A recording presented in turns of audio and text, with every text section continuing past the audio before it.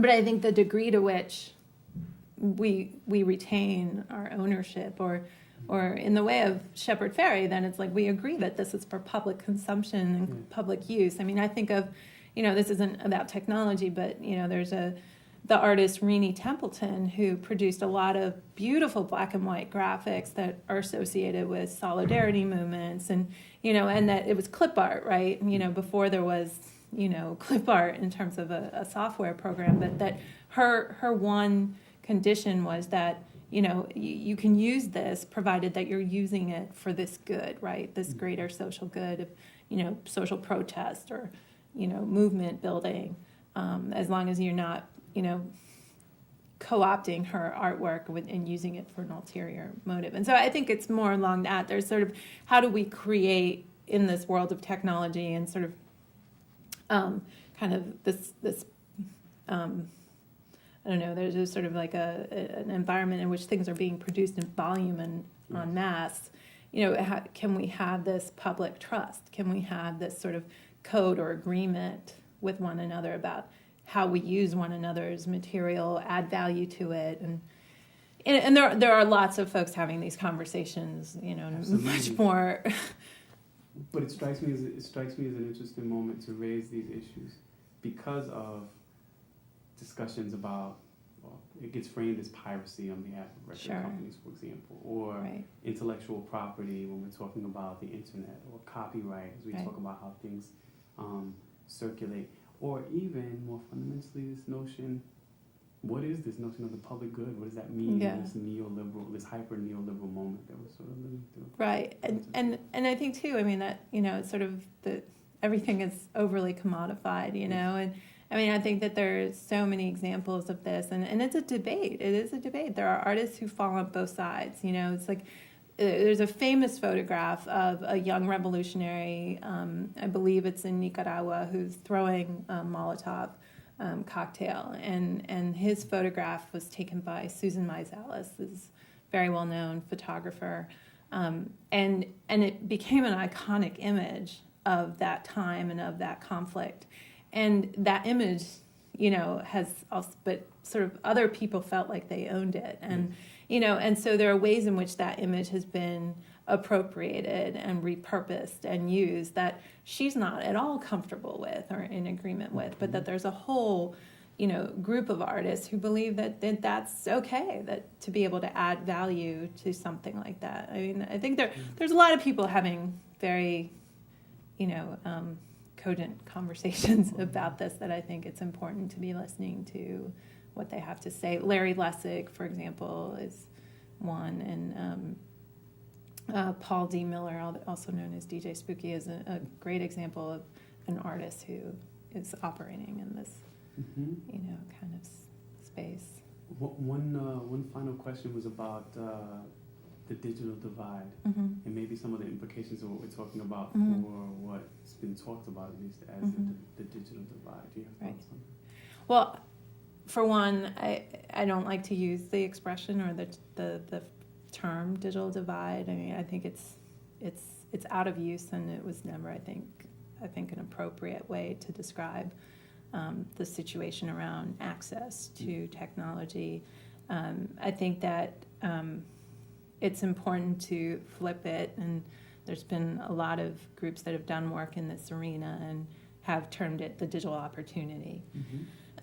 Because there are opportunities to be had from more access to technology, to the internet, that it has it offers the potential to level the playing field in many ways. And so, my thinking about it is that, it's technology today, I mean, 21st century is much like the telephone, right? If we're talking about computer technology and the internet, you would never think of setting up a home without, a telephone line.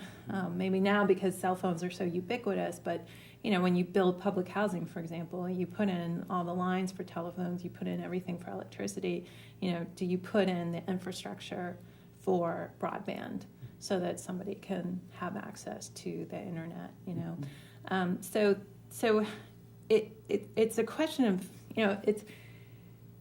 it has to be made available. People have to have access to it. It has to be affordable. And why? Well, we've seen why, right? We've seen examples of when, there were huge failures because people didn't have access to information. So, for example, Katrina, right? Mm-hmm. In the aftermath, a lot of people, didn't have access to ways to get to the information. It was impossible to get through on the hotlines.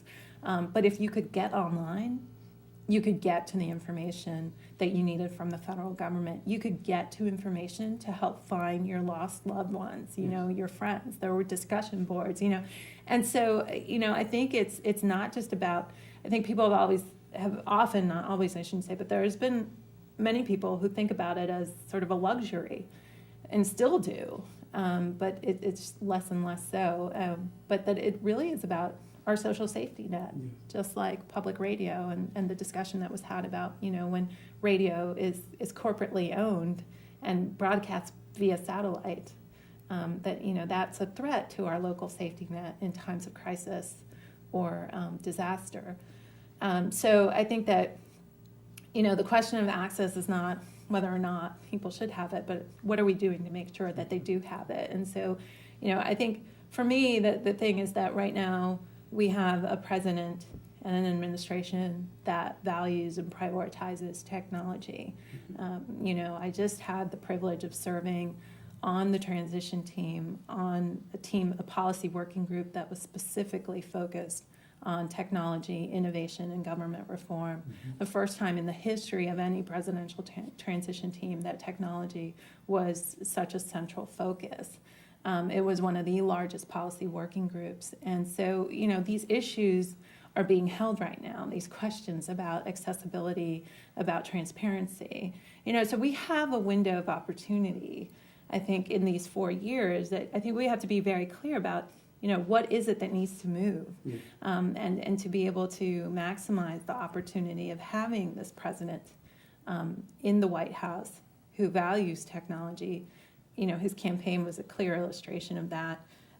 So, I think that when it comes to policy and thinking about policy and the policy questions, the policy implications, we know what the FCC has been historically in the last 8 years and even prior to that, but do we know what it will be in these 4 years? And I think that we will have friends in the White House, but we have to get real clear on what are the priorities, what are the policy priorities that we want to see.